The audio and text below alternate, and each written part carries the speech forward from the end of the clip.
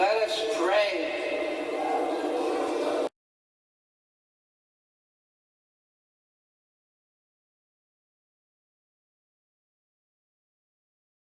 Hello, this is Lost Ferlinghetti. It's about 4:30 on Tuesday. I'm returning your call. I'll be here at City Lights. Should be here. I'm here most days between 12 and 1 noon on weekdays, and usually between 5 and 6 in the evening. Bye. In August 2000, I sat down for a one-on-one interview with Lost Ferlinghetti at Tosca Cafe, and we talked all about Hal and his career, and so the excerpts that you hear in this documentary are from that conversation. I'd like to really, start at the beginning and with when you met Alan. I heard that he strolled into City Lights, and it's just someone's imagination added the stroll. Okay. Well, he lived in the neighborhood, didn't he? I mean, he was at 1010 Montgomery. Oh, that was later. Okay. So let me begin at the beginning. I was in France on the GI Bills, getting a doctorate at the Sorbonne, and I didn't know any American poets. I was living in a French family, doing a thesis in French, and when the Beats were at Columbia University in New York and on Times Square and hitchhiking around the country, I was doing that in France. I wasn't a member of the original Beat group. I got associated with them by publishing. Can you hear okay? Oh, certainly, yes. You were slightly older than them.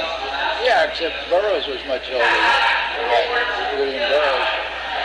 Yeah, I was 7 years older than Ginsberg. About the same, 5 or 6 years older than Kerouac. But anyway, so I came to San Francisco and started City Lights with Peter Dean Martin in June '53, and naturally I started meeting poets, because poets naturally congregate in bookstores. And it was just a couple of years after we got started that Allen Ginsberg came through. I think he'd been in Mexico. Came up from Mexico, and he had met Peter Orlovsky by then, who became his steady boyfriend. That's right. So he'd been in San Francisco, I don't know, a few weeks or months before he came around to City Lights. Okay. And this must have been in '55. Right. Now, some books say August '55. I went through his journals, and he moved to the area in he stayed with the Cassidys over in San Jose in June '54, and then Carolyn Cassidy kicked him out in August '54. At which point he moved to across from City Lights. He moved across from City Lights at that point. Now, did you see him in the neighborhood at any point? I never saw him until he came into the bookstore. At that point, I was living on Potrero Hill. I was married, leading a bourgeois life, and I didn't stay down in North Beach at night much, so I didn't meet him until he came to the store with his manuscript. Now, your own background. Any visit to Lost Ferlinghetti's North Beach has to start at 261 Columbus Avenue at City Lights Books, which is the bookstore he founded in '53, and then it became City Lights Publishers in 1955, and founded by Peter D. Martin and Ferlinghetti. Peter D. Martin being the son of a famous celebrated anarchist who got murdered, and Ferlinghetti the self-described son of a mafioso. This is where it began, and this is where it remains today. from this vantage point, you can eyeball major iconic places of the beat era, like Vesuvio, which is right across from City Lights, as you can see, where Allen Ginsberg and Dylan Thomas and other poets of the era used to drink and get drunk. This is the residents listed in the 1955 and 56 San Francisco telephone books this is the place for Lawrence Ferlinghetti.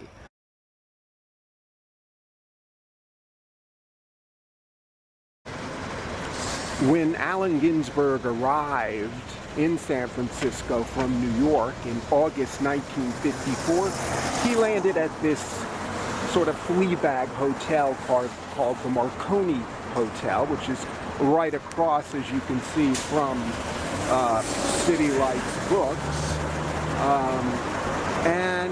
But he didn't stay there for long. However, he did write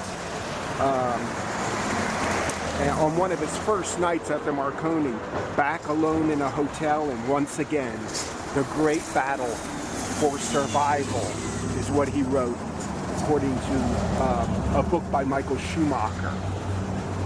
But he didn't stay long, and he soon moved a few blocks east to Montgomery Street. The next year, in 1955, Ginsberg, 29 years old, settled a few blocks east of the Marconi at 1010 Montgomery Street. This is the place on the first floor, you can see right there, facing Montgomery on the left side, is where he began writing the first drafts of Howl. And he actually wrote in his journal, "I sat idly at my desk a few blocks from City Lights' literary paperback bookshop. I had a second-hand typewriter, some cheap scratch paper. I began typing, not with the idea of writing a formal poem, but stating my imaginative sympathies." Anyway, this is the place where the poem began. Alright, so how did the whole Howl trial happen anyway? Alright, like this. City Lights, looking to save a buck, used a discount printer in the UK called Villiers for the Howl print run. Now, Villiers had previously been busted for obscenity for earlier publications, so customs officials started flagging virtually all Villiers exports. One of them was, you guessed it, Howl, which they figured must be somehow obscene owing to its association with Villiers. Though charges were soon dropped, the customs action brought the book to the attention of the local cops in San Francisco, whose vice squad promptly busted Lawrence Ferlinghetti and his store clerk Shigemarao for selling obscene material. The subsequent trial acquitted Ferlinghetti and City Lights and created such publicity that it turned Howl into a big hit. Very impressive. I don't know, my father was an auctioneer. Probably a small-time mafioso. He knew what he was doing. It must have inherited some of this. Were you surprised with do you think that the trial would have gone differently had Ginsberg been in town? Well, no, he wasn't arrested. He wasn't indicted. No, certainly not. It was only you and Shig for a while, or Shigemarao, if I'm pronouncing that right. But if Ginsberg had been around, he would have been called as a witness, and there would have been a lot more media hoopla. What do you think? Well, no, there wouldn't, because he wasn't known. That's right. He was totally unknown until the book was busted. Was there? I don't think. I forget where he was. He was either on a freighter in Alaska or he was in Tangier. I forget where he was. Morocco. He wrote to you from Morocco saying, "This looks like trouble. This is worse than the customs action, the local cop thing that happened." And you could, and he was really alarmed. Do you remember that? I have the Yeah, I exact remember quote. that letter. I think it's in the N Charter's selected letters. It is, yes. Yeah. It is, but you, did you think that maybe it was a boon, it was a help, because you were getting all this, you were getting publicity, or were you alarmed? Were you? Oh no, I was really happy with the whole thing. She was too. By the way, if you read Cottage, you realize how he was attached to his mother. He was, Naomi was lobotomized about a month or two before Hal was written. Yeah. Do you think that that was one of the causes? I mean, Hal is such an eruption. Got a hole in his glass. Uh-oh. Thought you swallowed that in a hurry. Okay. Just a drop. That's enough, thanks. But So I sent Alan a Western Union telegram that night saying, I greet you at the beginning of a great career. When do we get the manuscript? Do you know where the first sentence came from? Oh, Ralph Waldo Emerson. You're right. Yes. When he first read Leaves of Grass, he sent a note to Whitman. So that's, and Alan never mentioned that. The only way that got known was that I started telling reporters about it years later. Another thing Alan never told anybody, and I don't know, I haven't really studied the annotated Howl. But and Alan says he has no memory of it, but I distinctly remember there was a fifth part of Howl that I persuaded him to leave out. There was a whole page, single-space typewritten page. And it didn't go with the rest of the poem, and I persuaded him to leave it out. I mean, no one had ever heard anything like that before. Was there a buzz? That's the thing about with a great poet or a great poem. When you hear it for the first time, you say, I never heard anything like that. I never saw the world like that before. I mean, this great world view right from the word go. Was that how you felt when you Yeah. Yeah, I mean, I could say I never saw reality like this before. I mean, that's what you can say when you pick up Whitman for the first time, for instance. Right. And so I took after that. But so it was a very academic poetry scene before Howell, and Howell just sort of kicked his sides out of everything the way when the rock and roll revolution started in the 60s, cool jazz just disappeared. Yes, right. That's right. And so when he gave me the manuscript, I first said, well, we don't have any money right now, but soon. And then the Howell reading was at the Sixth Gallery was like 2 nights later. Oh, okay. So that's October. That would place it in October. Well, I don't know if it was 2 nights later, but it seemed to me from now, looking down through the wrong end of the telescope, it was very soon after I first saw the manuscript. They had this reading at the Sixth.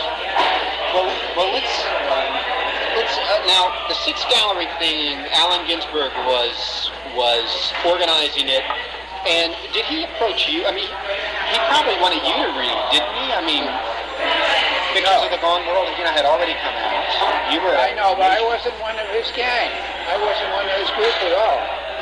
I was sort of considered me like a square bookshop owner. Really? I mean, in Kerouac, that everybody was going over to this Friday night reading. It was this Ginsberg was going to do the first public reading of Howe, and you and your wife invited Kerouac and Ginsberg to drive over in your car. yeah, we had an old Austin.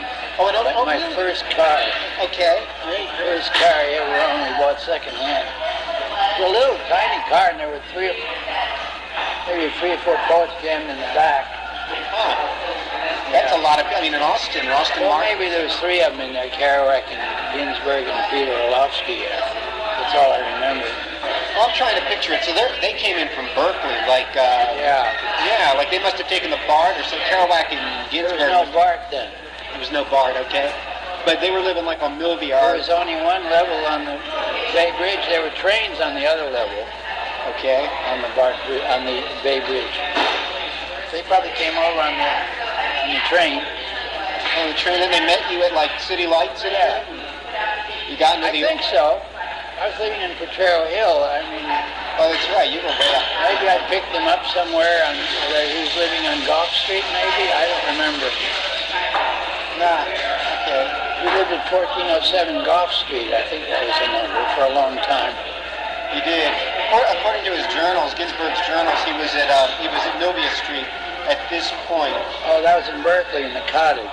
Cottage, yeah. He wrote that poem, you know, in Reality Sandwiches, yeah. But yeah, and Kerouac was like staying with him just for the weekend or See, Kerouac never really lived here except a short period where he worked on the Southern Pacific as a brakeman. He lived in a hotel down by the old Southern Pacific Railroad station, which is near the ballpark, the new ballpark. Okay. The old Southern Pacific station was on 3rd Street there. Just 3rd and Townsend. Okay.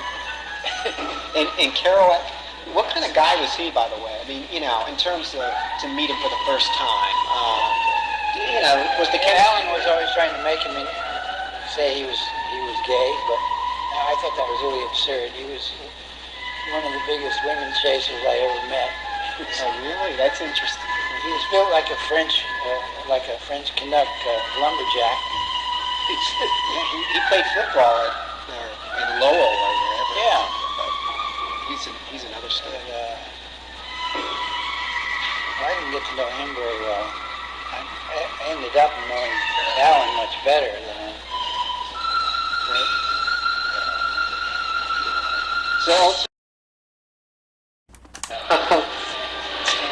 that's fascinating. But ultimately, are you surprised by the respectability of how today? I mean, it's taught in all the universities that rejected Ginsberg. You know, yeah. Are you surprised? No, because I think it happened because the beat message became the only rebellion around, and it's still the same today. I mean, in fact, when at the time of the Howard trial, Life magazine published a big story on the trial, and the headline was "The Only Rebellion Around," which is still the case today. And also, what with .commies and the whole computer consciousness and the corporate monoculture consciousness that's taken over the whole country and the world, television consciousness. The beat message is needed more than ever.